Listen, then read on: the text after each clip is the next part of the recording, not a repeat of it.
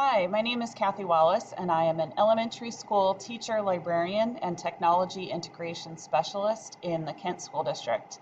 I'm going to share with you today one of our nominees for the Washington Children's Choice Picture Book Award, and talk about some ways that we can teach this book virtually if you are teaching from a virtual library this year or from a virtual classroom. The book I'm excited to share with you today is Skulls by Blair Thornburg and illustrated by Scott Campbell. This book, I am planning on teaming up and doing a little bit of collaboration with our music and PE teachers. This book is a skull positive story that flips our perspective from bones and skeletons are scary to a more positive view of our body, skeletons, and skulls.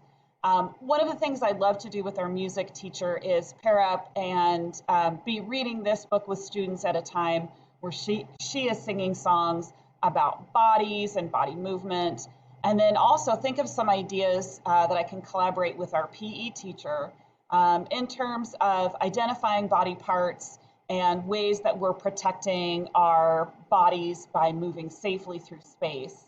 I would also love to pair with our local police department and see if we can set up some kind of a virtual visit where kids can be learning about helmet safety and how to keep their skulls safe when they are outside in their neighborhoods or riding bikes through a park. One other idea I have for this book is in our building we have a maker space. If you don't have one, that's okay. You can do this as more of a crafting, engineering type activity.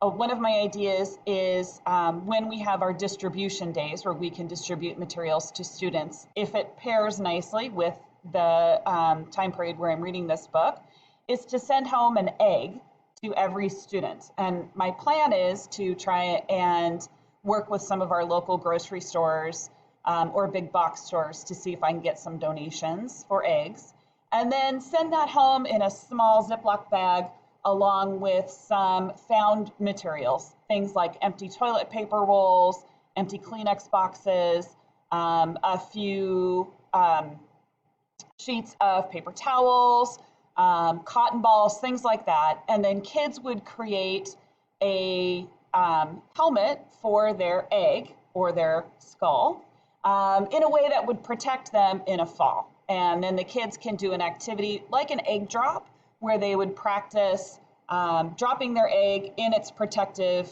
carrier from different heights. Some kids have more materials at home to work with than others, but I would want to make sure that every kid is starting off with that Ziploc bag that has the egg and some materials that they could work with. So those are just a few ideas about using the book Skulls, written by Blair Thornburg and illustrated by Scott Campbell.